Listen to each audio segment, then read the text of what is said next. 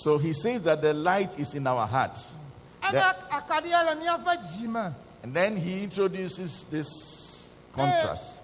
But the light is in our heart. But we have this treasure. What is the treasure referring to? The light that gives life. In jars of clay. So the light is in a jar of clay. Now when we talk about a clay, it is an earthen vessel. Something that is from the earth. And if the light is in a clay, what that means is that now you can't see through an earthen vessel. So you take this as the clay. Inside this is the light. If this is really clay, what that means is this: you can't see the light. If this is clay, it means you can't see the light. But if you don't see the light, the people around you, what that means is that you are not producing the light. This light is supposed to shine. For you, and for me. But somehow this light is in a clay. And a clay you can't see through. So even though the light is shining, it doesn't affect anybody because it is in a clay. When we want to have this light benefiting us, what then should we do?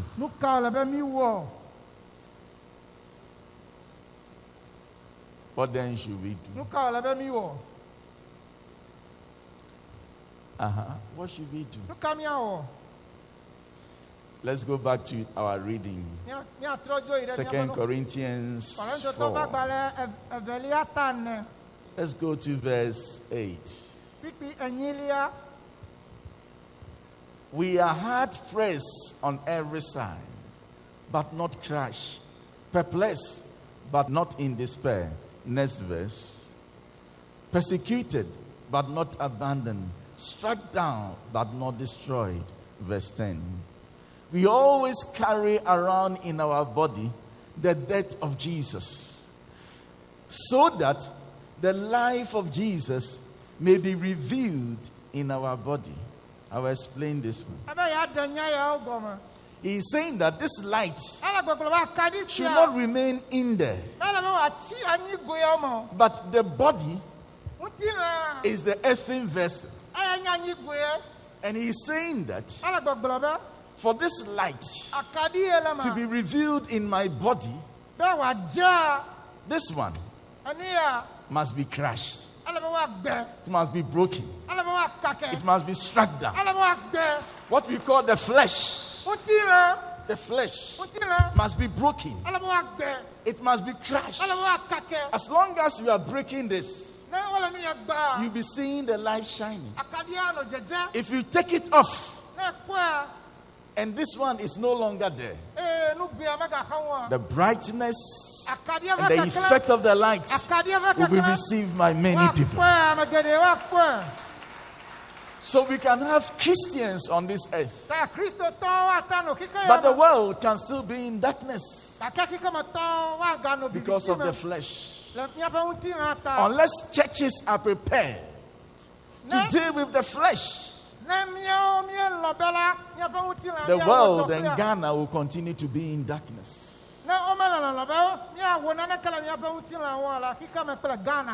How do we break this flesh? You must put it on the altar. Inside the body is the light. He says that offer this one as a living sacrifice, holy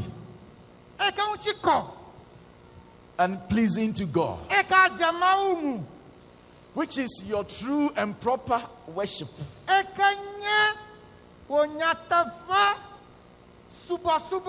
So if we want real worship and what God is looking for, I take this body and God, I put it on the altar. And he says the living sacrifice. What that means is that you are going to have some pains.